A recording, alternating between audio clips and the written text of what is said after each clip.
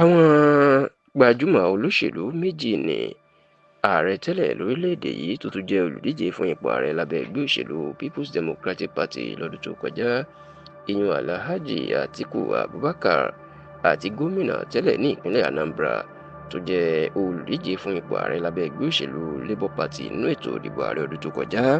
ìyún ọ̀gbẹ́ni Peter Gregory Obi, wọ́n máa ti ṣèpàdé láàrin ara wọn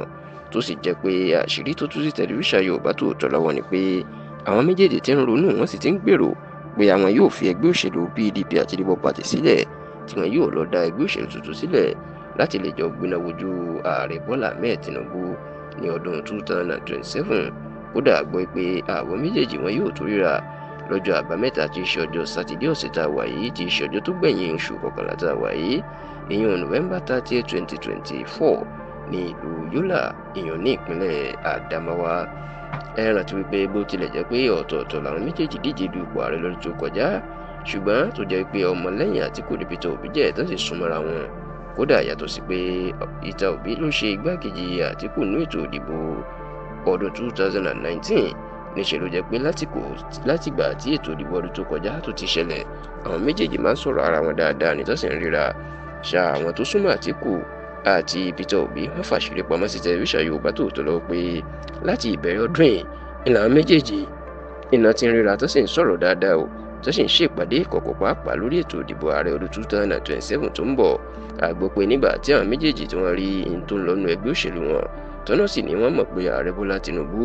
inú ń lo àwọn kan láti dá ẹgbẹ́ òṣèlú PDP àti Labour Party rú kó má bàa lálàáfíà, kí ẹgbẹ́ náà kó má bàa lókun àti agbára láti kojú ẹ̀ nínú ètò ìdìbò ọdún 2027. Wọ́n ní eléyìí gan-an ìlú jẹ́ kí àwọn méjèèjì kan ti bẹ̀rẹ̀ ìpàdé tó sì ń jíròrò pé bí nǹkan bá ń lọ báyìí títí dọ̀dún tó ń bọ̀, tí ara òrokùn tí ara òrẹ́ di ẹnu ẹgbẹ́ òṣèlú àwọn, àfi káwọn tètè lọ wá ọ̀nà àbáyọ, káwọn sì lọ dá ẹgbẹ́ òṣèlú tuntun sílẹ̀ láti gbéná wojú ẹgbẹ́ òṣèlú APC, ìyún ẹgbẹ́ tí kò ní ní wàhálà èyí tí Tinubu tó ń gbé ti àwọn ẹgbẹ́ òṣèlú PDP àti Labour Party lásìkò yìí.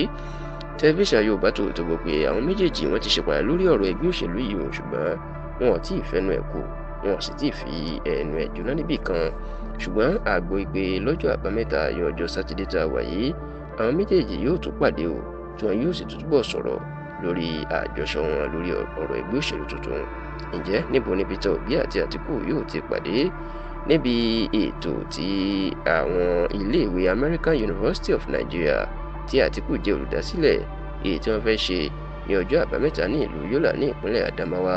níbi tí wọn yóò ti ṣayẹyẹ ọjọ́ bíi ọdún 78 years tí Àtíkù tó pé ní ọjọ́ Monday ọ̀sẹ̀ tá a wà yìí. Ibẹ̀ la gbọ́ pé Peter Obi yóò ti wá sọ̀rọ̀ gẹ́gẹ́ bí àlejò pàtàkì, tá a sì gbọ́ pé lẹ́yìn ayẹyẹ náà òun àti Àtíkù wọn yóò tún jọ ṣe ìpàdé ní ilé Àtíkù láti jọ jíròrò lórí bí ètò ìdìbò ọdún 2027 yóò ṣe lọ àti àwọn ìgbésẹ̀ tó yẹ kí wọ́n gbé.